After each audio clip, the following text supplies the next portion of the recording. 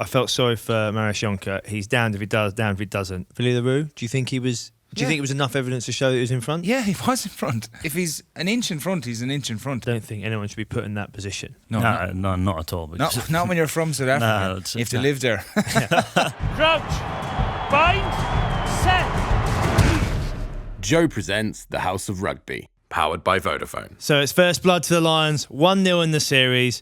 Here on House of Rugby, powered by Vodafone, we'll discuss exactly how they beat the world champions in their backyard. Shawnee, where did you watch it then, mate? I watched it actually in London Irish. I had a player appearance yesterday in London Irish. That must have cost you a few quid. You'd be devastated for that. No. Oh yeah, no. I was perfectly fine. It was actually a good atmosphere there. It was good to see people back in the club enjoying themselves again. It was a bit of crack around, so I was happy enough. I would introduce you, Greg, but you're a regular now, mate. So, Greig Laidlaw, how are you? Good, thanks, mate. Good to be back this week, and obviously down in London yesterday to watch the game as well. So, he was making money. He was making a few bob. Mate, he was just giving the people what they want. Just telling them exactly what he saw, how the game went. Some in-depth analysis, not just a bit of crack from you. For the love of the game, for sure. But a proper test match that, hey, Shawnee. The physicality. What stood out for you? Yeah, it was, but I didn't think it was. I didn't think it didn't get the heart racing as quickly as I think that maybe the next one will be. It was kind of tit for tat, wasn't it? And it was slow, and the first half wasn't great to watch. But there was a physical game. Obviously, the boys I thought done really well. I think they came out in the second half and performed a lot better than the first half, obviously. But the Springboks won't be happy about the way they played either. And we just got there in the end, thankfully. But what a way to start the series. It's going to make it very exciting now going forward. Yeah, I mean, obviously cliche, game of two halves. But, what did they change in that second half particularly to sort of overturn them so much? Well, I think South Africa have been pretty pleased, I reckon, with that sort of first half performance. And they were almost quite comfortable in a sense at half time because that sort of kick pressure plan really worked for them. But the second half, the Lions... They really sort of won the kick battle, essentially. The kicks were contestable. They were able to win quite a lot of them back. And obviously the discipline turned big time as well. And the penalties really hurt South Africa in that second half and just allowed the Lions to get field position, grab a few penalties. And obviously the quick start to the second half, made a big difference to the Lions. Yeah, for me it was the momentum. So much is talked about momentum in games. And it was as if the best teams, they might lose it for a little period, but they get it back quickly. And it was pretty much the first kick-off, the Lions kicked back, they let the ball bounce, they won a penalty, into 22, another penalty, try. And then after that, they just couldn't wrestle it back. I know there was a few, whether dubious or not, decisions of the TMO, etc. And we'll get into that. But for me, they just couldn't get a foothold in the game. They couldn't hold it for any phases. And the Lions started getting off the line more aggressively. And it really paid. And for you, Shawnee, what was the key in terms of the forward battle, getting on top? Because in the first half, it seemed they were really on the back foot physically. Yeah, they were in a few areas as well. The scrum was okay at times, but wasn't that didn't look that comfortable. Set piece, we didn't have that many opportunities, to be fair, in the first half to actually really have a cut like inside the 22 in those areas. But I think the second half, boys started to carry. I think Courtney had a quiet first half, and then he came alive in the second half. Marrow was unbelievable throughout the whole game, I thought. But Courtney Laws getting us on the front foot. Jack Conan played very well, getting us on the front foot as well. And we just started to hold the ball a little bit more. Like, in my head, you're thinking, rugby's quite simple. Keep the ball for long periods of time, and the opposition will end up making a mistake, or you'll score a try, or get a penalty. It's very simple. So I think that's what the Lions probably said at half time. Just keep the ball here, bring these boys through a few phases, and see where we are at the end of it. And that's what they've done. They, from moment to moment in the second half, they won more moments than South Africa did, and they were more composed. They looked more controlled in the second half. And as Greg just said, the kicking game was massive because we were just kicking. It wasn't like we were kicking way too long in the first half, but it was like 4 or 5 yards too long to be a proper contestable, to get good kick chase. And you're kicking back to their back tree as well and giving them just opportunities to come back at us a little bit. But second half, nice controlled, and I think they'll want to try and put that now into an 80-minute performance going forward. Yeah, I thought both attacks were very clunky, particularly South Africans. I know the preparation over the last 2 years and even the last month has been really hard for them, but they seemed to have no rhythm. They had nothing but one-out runners, and even then they were getting the wrong numbers at the breakdown. Sometimes it was 6, sometimes it was 2, and I thought they were very limited, and once the Lions got ahead, they really struggled to pull the game back, and especially when Billy LaRue went off, like, it was a big moment for them because he organised so much of their attack.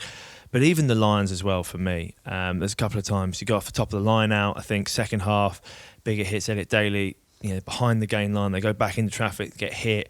They're 10 yards behind the gain line there. Then the forwards come round and it hits Courtney in the head, and there's just a bit of uncertainty there, and that's just a simple hit midfield where you should just be going 9-12 Henshaw forwards around the corner and then backs or forwards again. And for me, that was the worry for the Lions going forward, and something they have to look at. I don't know what you thought in that sense. Yeah, I'll certainly agree with the attacks. Goodie were pretty clunky and did struggle to get going a fair bit, but I think that comes with probably the pressure of the test match a little bit. In that first instance, it was almost like nobody wanted to lose the test match.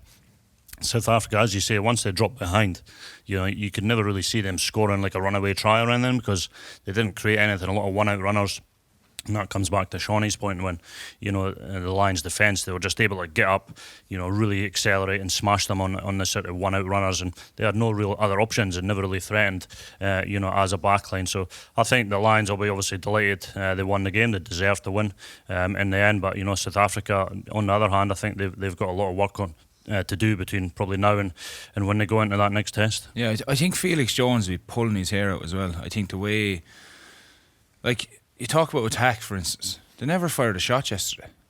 And neither did the Lions probably in the first half. At times, I think it was about 33 or 4 minutes in, they got, I think, more than 5 phases together, and they looked quite dangerous, the Lions did then. They got to the edge. I think Anthony Watson put in a kick in the end, and it trickled out probably this side of 22, but it was the first time you could see actually a bit of a threat by him, and South Africa will be the same. I don't know, with the players they have, why wouldn't you be attacking? Why wouldn't you be playing running rugby? Why wouldn't you be getting the ball to Colby, for instance? He didn't touch. I think he touched the ball once, and that was at 50 minutes or something. I saw a stat. It said that he'd had more turnovers than carries in the game. Yeah, someone like that devastating. You've got to find ways to get him into the game. And Mpimpy as well. 2 devastating runners. But yeah. I do think he'll be pulling his hair out this week, and I do think Razzie will have to kind of step back and have a look at this from the outside as well, because he's down carrying water. What's his messages, let's say, to the boys? Is it keep playing the same game plan when there's coaches looking at it from a different angle above? You see it from a different perspective. Different perspective, and I'm sure they'll come with a 100% a different plan. Not 100% different, but there'll be a lot of stuff different, I think, in the Springboks game this week. They'll want to try and get back to basics, get running good shape off their forward pods with lads that can get them over the gain line, and then release their backs. Yeah, I think if the Springboks are going to play slightly differently, they have to be a little bit more inventive in terms of just slight changes, the variations in the way they launch off lineouts, especially because they just went to that driving game yesterday, and even off scrums, literally just done 9-12. Crash it up and they just kicked second phase. So if they're going to get the likes of Colby, the Mpimpy, the back three, Villaroo involved in the game, you need to create some speed of ball, and try and create some space, because they're playing against one of the best defences, on the other side in the Lions' defence. So they've got to have to try and create that speed of ball to give these guys a chance to get into the game. So you talk about the first half, obviously. I think we're all disappointed in the Lions because we knew what South Africa were going to bring. They were going to bring physicality. They were going to go at the set piece. They were going to maul the ball. They were going to kick it a lot.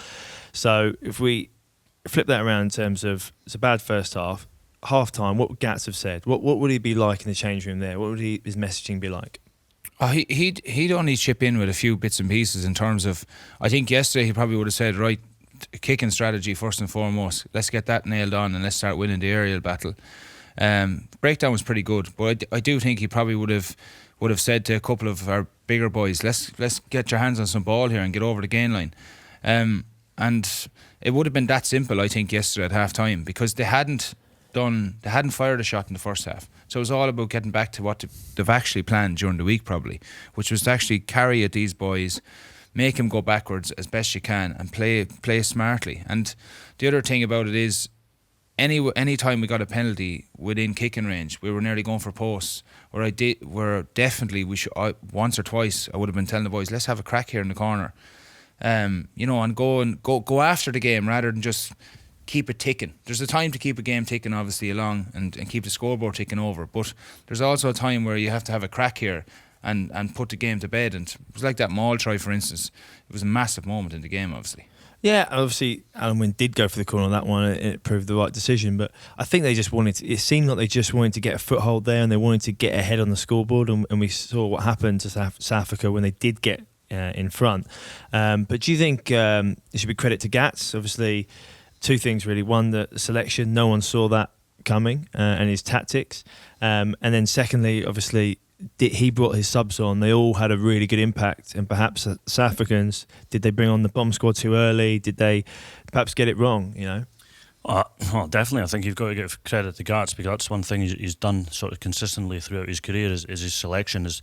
He doesn't mind picking guys that people maybe don't expect. So he's picked guys on form that have went in that game and essentially they've done the job. So, and I think the Lions were smart as well, especially going into that second half. They did change up a little bit.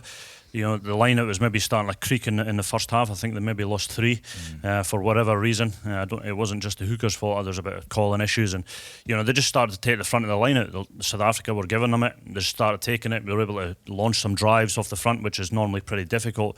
So yeah, definitely, whatever they did change or say at half time, it certainly had an impact in the game, and also credit to the players for implementing that. They were really in control of that second half, and they simply took the game away from South Africa. And for someone who was on Alan Wynne-Jones' player cam last week, how did you feel he went? Yeah, he done the 80, didn't he? which is unbelievable stuff out of him. I thought the first half he was a little bit quiet.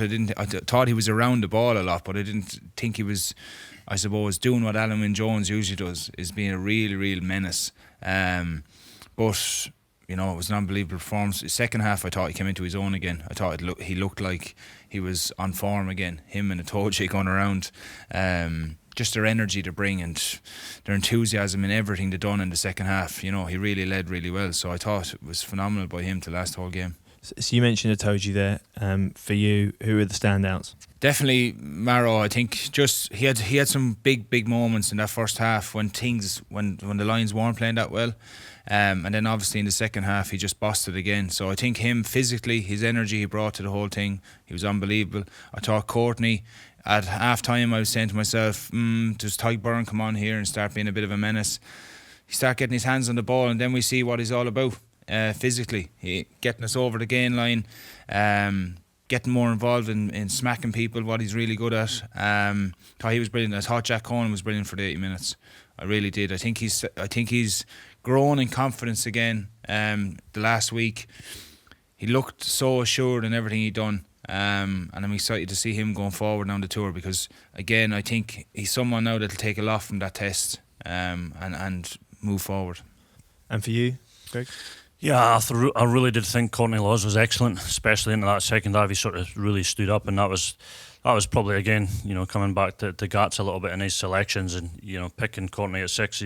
I think from my experience going on that last tour, is you really sort of liked Courtney Laws and what he was all about, and he really produced a solid performance just, and really stood up and pulled the Lions forward in the second half. Maro Itoje was outstanding. I think he was excellent, for the whole game. The South Africans were getting stuck into him early in the game, but he's level-headed. He sticks to the plan, and I really thought he was fantastic. I thought Tyke Furlong was good as well. I think he'd done a lot of the hard work, and as Shawnee mentioned, the scrums earlier on. The scrums were difficult. They were messy. They were coming up. They were going down. But he really sort of stuck to task, and he'd done a great job. It wasn't really a day for the backs. I thought Ali done pretty well. I thought I got a question yesterday how quickly will they bring on Conor Murray, but I says I don't think you need to do that just yet. I thought Ali kicked pretty well, and we talked about kicking to contest in the second half. I thought he'd really done that pretty well, and that was able to sort of be a part of bringing the Lions back into the game in the second half. Yeah, I think for me, I agree. I thought obviously Maro was. Everyone's talked about how good he was. Furlong was great. I thought Curry went about his business really well. I know there's that penalty early on. I over enthusiasm getting his club mate obviously in Faf, but I thought he just was relentless and just hitting breakdowns, smashing them low all day long, and actually it worked well with then Hamish coming on with 20-25 to go and just empty the tank first and let him go about it. So I thought that worked well. As you said, Conan did really well for me, and I just thought I thought Bigger had a good game. Obviously pressure coming into it with Farrell and everything else around him, and even talked about Marcus Smith, but in a test match arena where it was so tight, one missed kick, but everything else he did well. He kept him playing in the right areas, and he just kept competing for me. Yeah, I think as well as with Curry defensive leaders, I think Robbie Henshaw was brilliant yesterday as well. And again, he showed a little bit of toe in attack when he did get a bit of space. I think he'll be moved to 13 this week. So I do. I think he'll be moved. I think they'll play Farrell at 12 and Robbie at 13 going forward. And yeah, I just think I think we need that little bit more over 13. I think Elliott struggled early on. Two silly penalties, few missed breakdowns, bits and pieces like that. Just early doors. He probably grew into the game, to be fair to him, but I think it's just going forward. We can't afford that the next day. And it'll be huge, I think, because they're going to come nice and direct again the next day. Yeah, I think it'd be interesting the back three as well for me. Duhan, I thought, struggled first half. Obviously offside in that first minute with excitement, and then he missed the tackle on Villarreal over chasing. But I thought what he did show was a real resilience to come back in that second half, and the way he chased those kicks, and I haven't seen a lot of from him. He really made a big difference. The first one in the second half, and then later on he kept smashing Quagga Smith, and even if he wasn't getting up for it sometimes, it was man and ball and laying the platform for the forwards to get over the top of it, really. What do you think of the subs, Greig? What do you think of more? I thought the subs played really well. Yeah, made a good impact. Yeah, they made a good impact. I mean, everybody was talking about South Africa's bench, but I always looked at Lions' bench and I thought, crikey, we're doing all right here, because Conor Murray, excellent player, lots of experience. He came on and really took over that kicking game. That really helped the Lions. Turn that second half around. Owen Farrell, I thought was fantastic. You come on, it's not an easy thing to come on off the bench sometimes and end up taking goal kicks as well. So he's sort of unflappable, isn't he, when he comes onto that situation? Another sort of a big kick at that time of the game, and he just knocks it over. So whether to bring in Owen Farrell next week into the centre, I think they'll make changes. I think will they bring Bundy Aki in? I potentially think that they might play him, but I don't know. But Mako as well. Yeah. I thought Mako was real strong coming off the bench. The scrums were settling down a little bit, but I just thought he had a couple of big moments in the game as well. So I think the whole thing worked, to be honest, and that's credit to the coaching staff as well, as making the subs at the right time, and it's such an important part now is that bench and how and when they're used. Yeah, I thought they were all brilliant coming on. Particularly happy for sort of Mako. There's a lot of people sort of writing him off after the World Cup final and saying he can't scrum and that, and for he just showed why he had six games as a test line. Brilliant in the scrum, great around the field, and I thought as well Murray and Farrell, they're just so level-headed, and just they've been in those positions where they've closed games out so many times, and the lift it must have given the boys out there to see these two come on and just calm everything down, know exactly what they wanted to do, how they wanted to play. And I thought the Lions were just a bit smarter than South Africa. We've got on top in terms of the maul really well, but then they started to adapt. They started to do the sort of dummy maul and then play off it into forwards, and Conan using his footwork, and it got us on the front foot. So then Murray could then box kick and make it a bit easier for him. So I thought that's where the Lions were better in that aspect, certainly. So Greig, obviously there were 4 starters for Scotland, first time in since 1993. How do you think they fared throughout? Firstly, I thought it was excellent for the Scottish boys to have that 4 of them starting. Listen, I thought they'd done pretty well. To be honest, I think we touched on the scrums a little bit earlier. They were a bit messy early on, but I think when they did settle down, I think, and it's not easy either, because Rory Sutherland obviously he was called in quite late with Wyn Jones going down. So I thought Suz done a good job. I think he's done what he's done the whole tour. I think he's done his job. He's been solid. And he's been sort of really, really reliable. So I think he done well, and I think he's had a really good tour, and he's sort of grown as a player already. Ali already quickly touched on, but it wasn't really a day for a backline. That was that type of game, certainly in the first half. And I think, but I thought he'd done well. I thought, he stuck to task. Obviously, his game's about speed and getting tempo, but it wasn't really a day for that. And sometimes you just got to be patient and just stay in the fight. And I thought he managed the game fairly well, to be honest. And he's kicking was pretty good on the whole. He's, certainly in the second half, all the kicks to compete, and the Lions got a lot of pay, out of that in that sort of second half, and that was a big turning point in the game. And he briefly touched on Duhan. It probably wasn't his strongest performance, by any stretch. But again, difficult for a winger. All he really had to do was chase kicks, and eventually he sort of seemed to get his head around that and really do that in the second half. And he brought a lot of energy and stuff as well. And again, Hoggy was similar. Wasn't a huge amount to do at the back. He was solid. Put a few long kicks in, but probably a day for the boys up front, really. Yeah, and Shawnee, the Tmo decisions. Dare I come to you about this, mate? I mean, look, I think, to be fair, I felt sorry for Marius Jonker. He's down if he does, down if he doesn't. He's been put in a very, very difficult position there because he's South African. Yeah. He makes a decision that he favours South Africa. He's getting hammered. He makes a decision that's favouring the Lions to try and compensate for that after all the pressure in the media, and he's down that way. So, to be fair, it's absolutely madness having him there as a South African man in South Africa for these decisions. He is getting lambasted at the minute. But I think he got them right, didn't he? I don't think there's anything that. Why are you asking us? What do you think? Well, I think they were the right decisions. No, I agree. So I do. Even the one with Villiers-Leroux, do you think he was? Do you think it was enough evidence to show that he was in front? Yeah, he was in front. Okay. He's like, if he's an inch in front, he's an inch in front. So I think he done his job. And that's the end of story really on that side of it, because it's, what can you say? Like, we have 3 match officials, a video ref. Like, surely if they don't get it right, they'll question each other on it. There wasn't one question like that. Oh, is he sure? Can we have another look at that again? That's the decision, and it's done. And dare I ask you, as a Scotsman, do you think they should have gone to the video ref for the tip tackle, Hamish Watson? Do you think he was a little bit lucky? Yeah, I thought he was a little bit lucky, mate, to be honest. When I first seen it in real time, I sort of sat back in my seat. I was like, oh, there's going to be trouble here. And yeah, I think sometimes if you get that sort of Southern Hemisphere referee, and Nick Berry obviously yesterday, they seem to be a little bit more relaxed around that sort of stuff. And but yeah, I thought he was in trouble. There was a lift, so Hamish, he'll learn from that hopefully, and not put himself in that position. He landed okay though. Well, did he? He went off injured.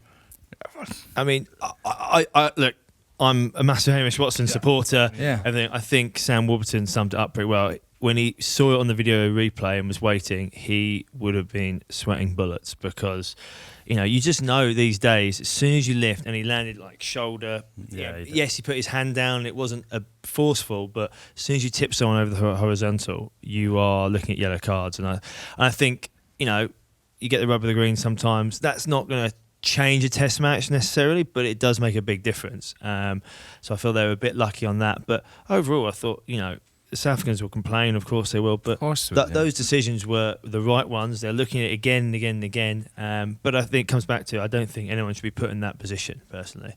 No, not at all. Not when you're from South Africa. If they live there.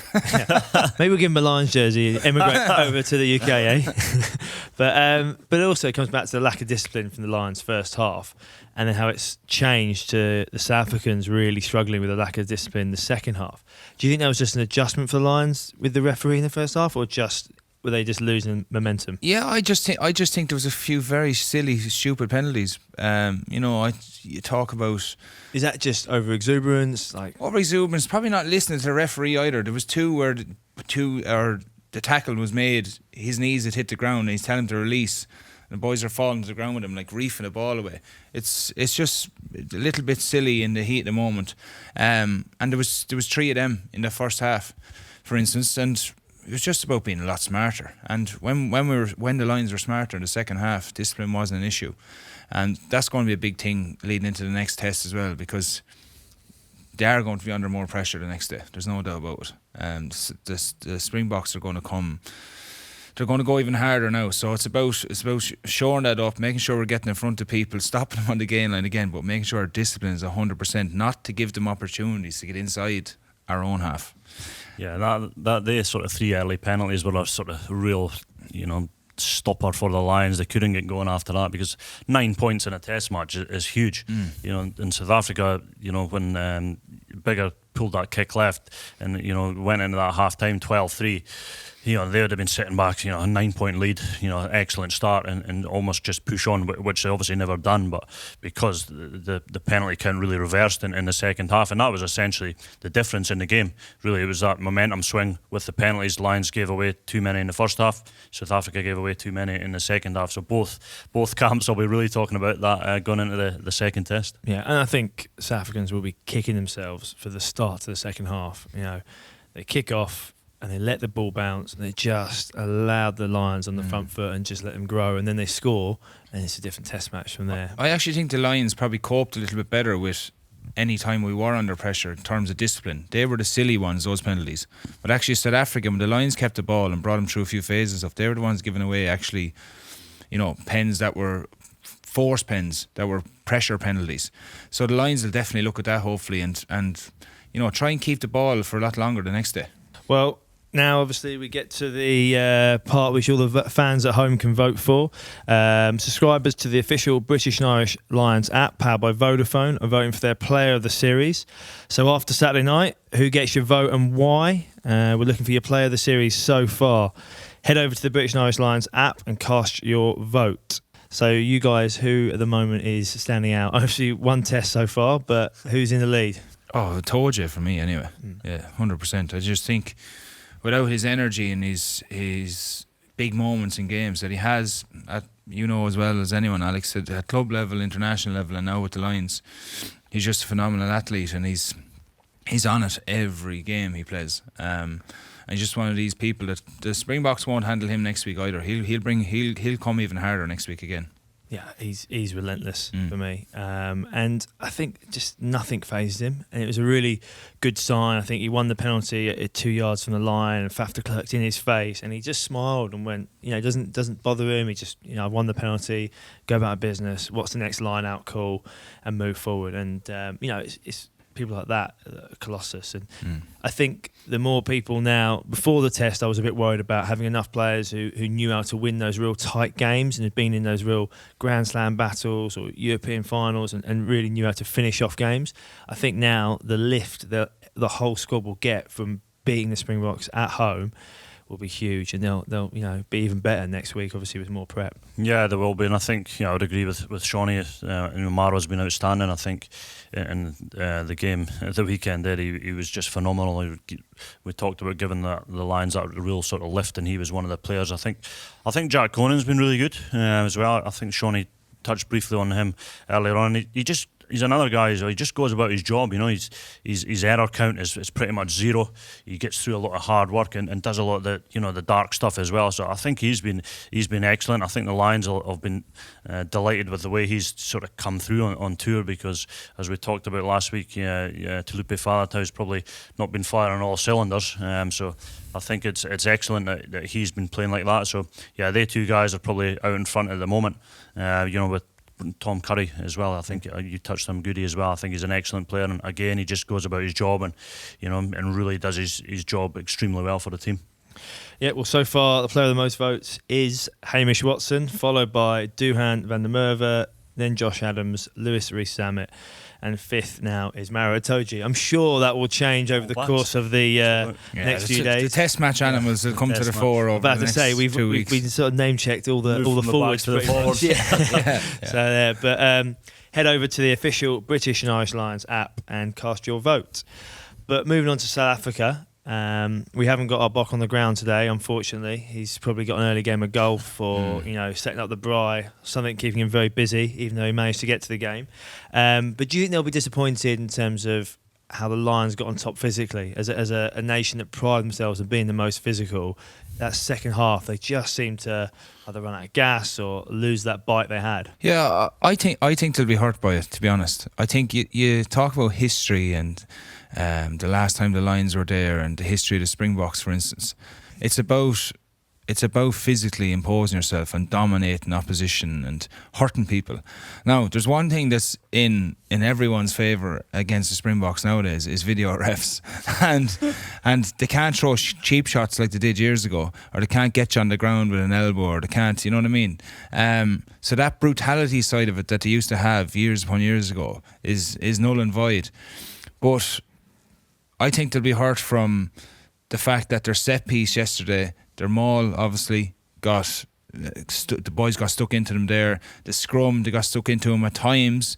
They didn't really have an ascendancy in that area, where I think this week they will be pumped up to try and hit the lines and you know, try and finish them off, like really go and try and smash them in those areas. And then just generally around the field, they didn't come off the line and probably once or twice in the first half and melt people really. So I think you're going to see another level in physicality. I think a couple of them were undercooked, to be fair. I think Khaleesi was undercooked. I didn't think he would be. Just how athletic he usually is. I think he's a little bit off. So there's a few boys I think that game will stand for. But I think there'll be it'll be like a red rag to a bull now this week. And I think you'll see a different Springbok game or Springbok tactic at the start of this game, but hopefully they play a little bit as well with the dangerous players they have. I mean, I was going to say, do you see them changing their tactics at all, or do you see them just going with the tactic but going even harder, even more intense, even more physical? I think they'll go for that route, to be honest, Goodie. And I think there's no substitute for playing games of rugby. They can say they've done all the training they like, and whether it's, you know, they're not quite fit enough, or for me, they've just not had that environment to play in games and close out games, and that really sort of hurt them in the second half, and maybe even the first half.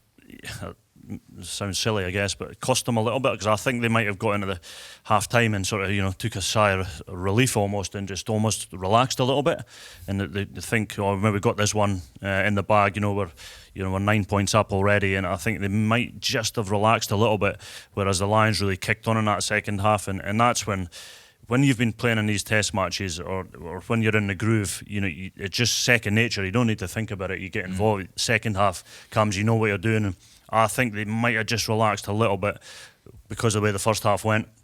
And they just sat back, and the Lions really took the game away from them, and they just couldn't get it back. You could almost see that momentum swing, and they just couldn't grab it back in the second half.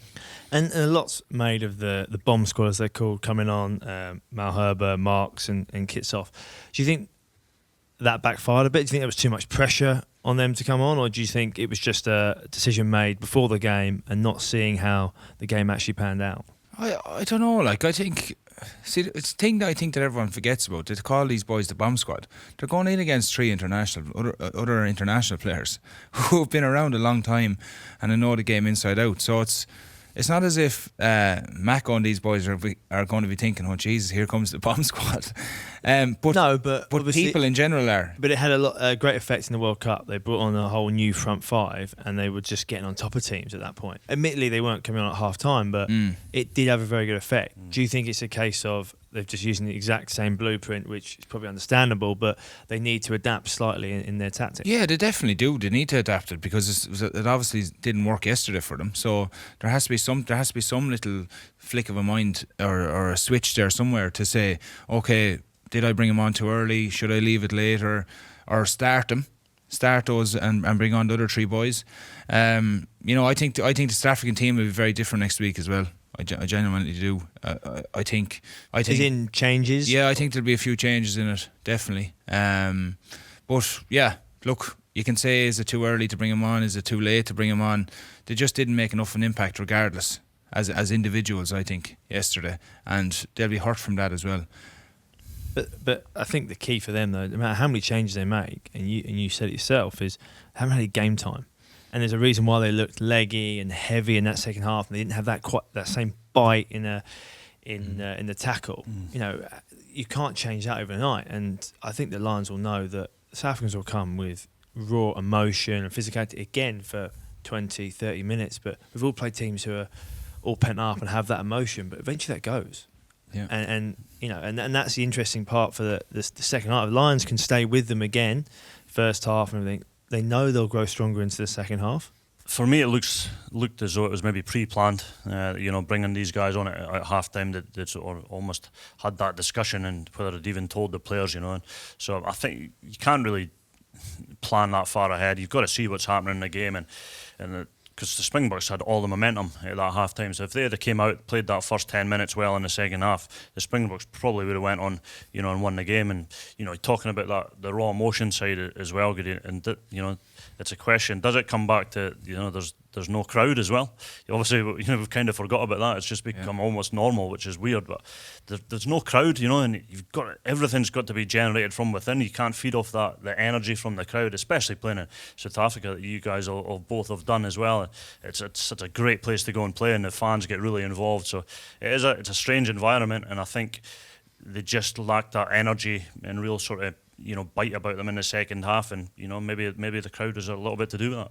Yeah, and I think for South Africa, they've got Mpimpi, they've got Lekanyam, Billy LaRue, and obviously Colby, who we have mentioned.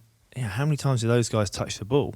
How do they get them more involved? Or, from my point of view, they went, from every scrum, they went 9 to 12 every single time. They moved it once in the first half, and Billy LaRue made the break.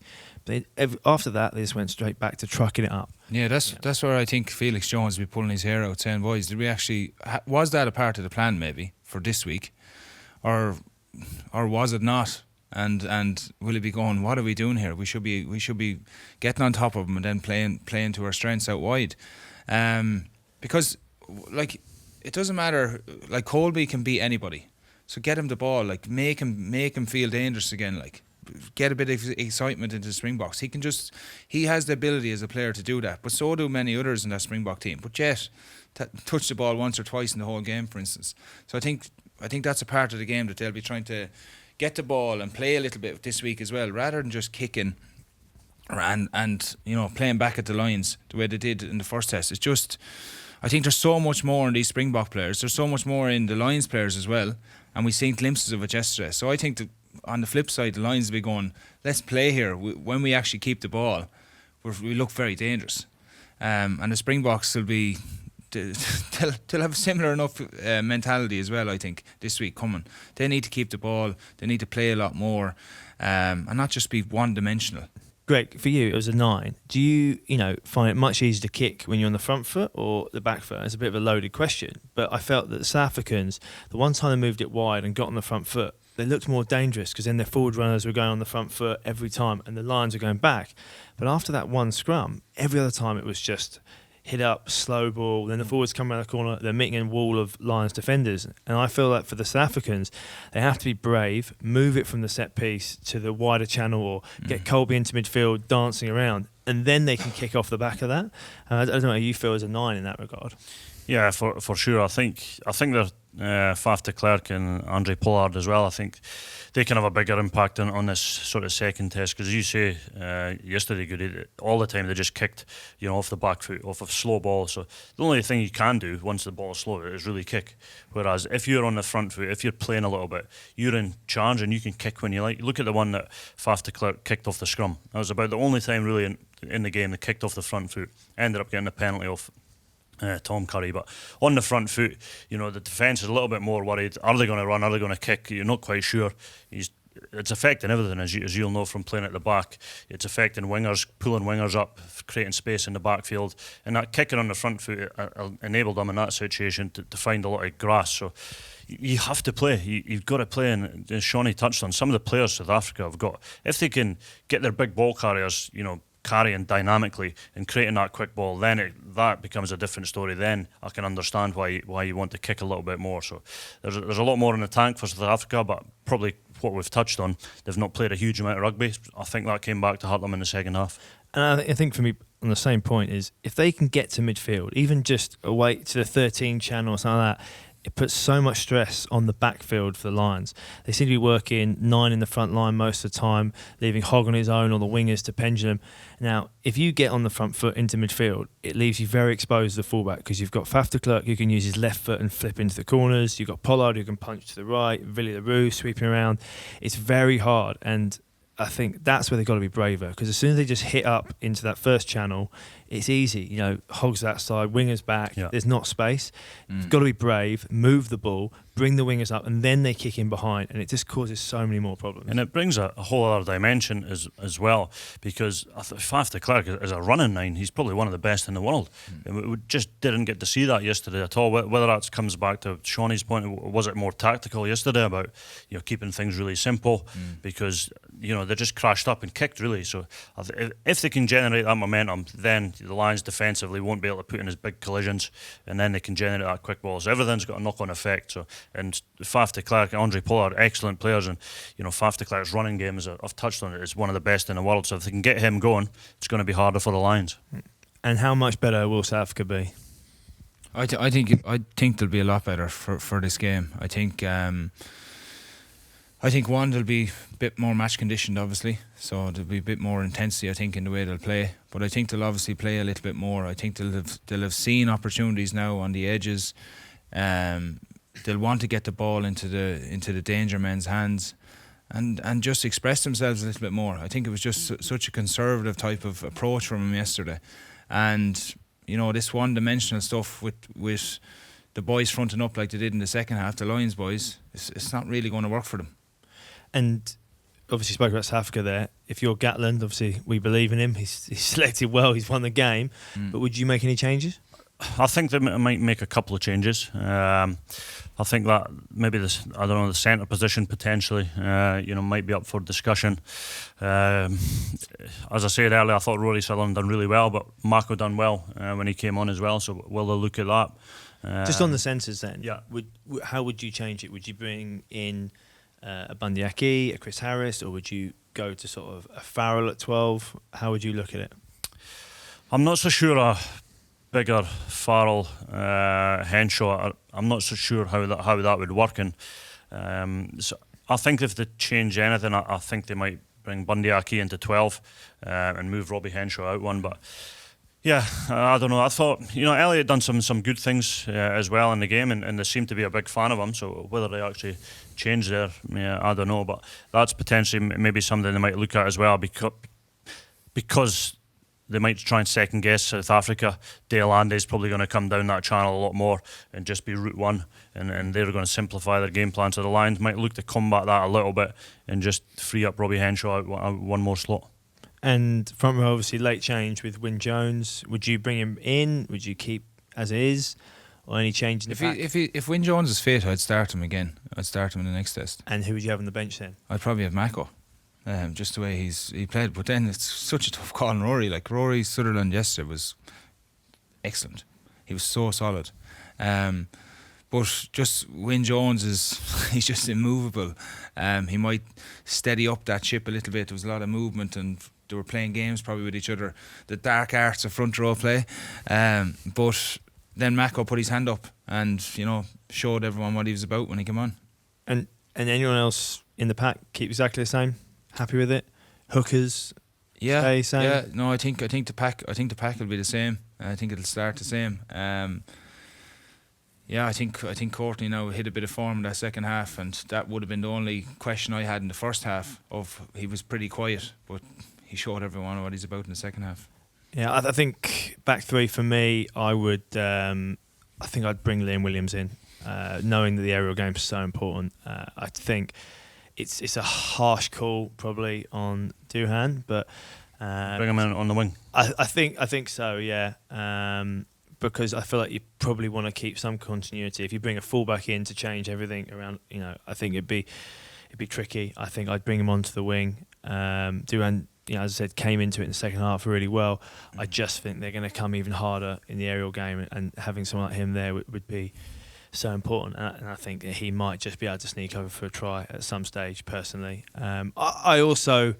Not that Ali Price played badly. I just think Murray's experience and probably physicality for Delindi coming down that channel of 9-10. I'd possibly look at bringing him in, but kind of depends on what game plan they're going to play again, doesn't it? Because if they're going to kick like they kicked in the first half, probably Connor has that more experience in terms of that. But if they're going to play a little bit more, stick with Ali. Yeah. I think I think you've got to stick with Ali because, as you touched on before, Sean, the Lions have got to play. Like, you can't just go out and have that. And the game really showed that yesterday in that sort of second half. If you can keep the ball, if you can try and put a few phases together and be brave, I guess, that's what's going to win you the game. And just being patient as well and kicking at the right times. And I thought Ali had done well. I know he'd have been frustrated a little bit because he couldn't get his game going, but he done really well. He kicked when he should have kicked, and he didn't look he was unflappable, I guess. I think the bigger picture as well is, Goody, that we talked about the bench earlier, obviously, but having Murray and Farrell, let's say, to come on again, to see off these games and to control everything is invaluable in this test arena, so. It is the bigger picture as well. I know we might say, oh, I prefer him there. Is it the right decision for the team to actually go and win the game? And having those two boys coming on is incredible, to be fair. Agreed. But what happens if you're behind? And my argument would be is, it's going to be tight and it's going to be physical in that first, 40, 50, 60, 70 minutes. Does Ali Price bring something late on? If you know that he can play the kicking game, but he can also chase the game a bit and be a sniping 9 who perhaps didn't have that chance in the first half, but could be very good in the second half. It's a very good point, and maybe the Lions will go down that route this week, Judy, because if they just need to win by 1 point this week and it's job done. That's it. Just got to get over the line. So whether you bring Connor in, if they say right, we're going to experience this week because of the things you've just mentioned, they might bring on Farrell in, to start in that 12 slot, just to say, again, he's got that experience, he's level-headed, we know what we're going to get, strong defensively as well. So all they need to do this week is literally score 1 more point in the Springboks and it's job done. And training this week, very low-key. Well, hopefully they stop drinking today at some stage. They probably had a good few beers last night, but no, it'll be very light, I'd say, this week again, and just get ready for the test game, because probably the boys who didn't play, they'll have a good blowout at some stage, probably tomorrow or Tuesday morning. But it'll be light enough, I think, for anyone that played in that test. Yeah, I text back and forth with Mako, and he was the most, or the least enthusiastic guy after a win against the Springboks I've ever known. He just was like, "Yeah, it was a good day. Cheers, thanks." Like, sweet, Mac, get a lot from me, mate. But he probably knew I was going to snitch on him here. But no. So on to next week. Predictions from you, Greg? I think it's a tough one to call again, like yesterday was. So I'll try and get myself off the fence. I think the Lions are going to win. I think they do. I think the Springboks, they've just not had enough rugby to play against a good team like the Lions are. And I think it's going to be tight, but I think the Lions have got enough in them. But I'm going to go the Lions by 6 points. I agree. I think the Lions will win. And you said off air you thought it would be a travesty if it wasn't a whitewash. So you sticking with that? Whitewash, yeah. Train it. You sound very English there, getting very ahead of yourself. That's exactly what I said in New Zealand too. Got myself in trouble. No, I think they'll win. I think they'll win again. I think probably the same. 6 points is I said 6 yesterday. And I'm sticking with 6 again. I just think they'll be too controlled. They'll be too smart. And they don't ever we want them to play a little bit. I'm actually just thinking now, I think they're just going to welly the ball in behind South Africa and let them seek to play out from their own line. So Lions for the win. Yeah, I think the pressure's on them now. But I think South Africa will win the next test by 2 points, but then it will go to a decider. And the Lions will take it late on. It's a bit of a dream to make it a really exciting series. But on to other news, Shawnee. I noticed on your social media, a bit off topic here, that you've been swimming in the Thames, mate. Did you not know that there was a bit of a powerful current there? It's taking your dogs for a swim there? Nearly got swept away, so I did. Lucky to be sitting here, Goody. Yeah, I know. What happened, pal? I was chasing the tennis ball. The dog wouldn't get it, so I went after it myself. Dog's cleverer than you, obviously. Sees you lob it into the middle of the Thames and went, you go, pal. He couldn't see it in the rapids. But yeah, no, it was after a tough day training during the week, so I said I'd go for a quick dip with the doggies and... yeah, got a surprise when I got in there. It was pretty strong current, so I won't be going back in there again. Are you a good swimmer? What happened? I am actually a good swimmer. I don't have a swimmer's body, but I'm actually quite strong. That's funny because swimmer. you told me you tensed very, very hard for that picture you put online. You didn't put anything about the swimming. You're just there, side profile, tensing There'll be no up. top off for you for another few weeks to get back into pre-season. I've got tan now. Everything looks better. But yeah, you survived at least. Yeah, I survived. Got out just about. So dogs are good. Who rescued you? I rescued myself. Honest call? Yeah, on a rescue. You didn't have to grab a hold of your dog. He was swimming quicker than you. Grabbed his tail quickly. Give myself a little. You got pulled out by your dog. That's how good at swimming you are. But there we have it. But I don't know. Have you been swimming any locks recently? Just a good 10 with that? No, I'm not. certainly not in the Thames. I'm not going in there. Yeah, I know. I'm surprised you're not a bit sick after that. But I'm good. There we have it. I'm good. Well, that's all we have time for on this week's House of Rugby, powered by Vodafone.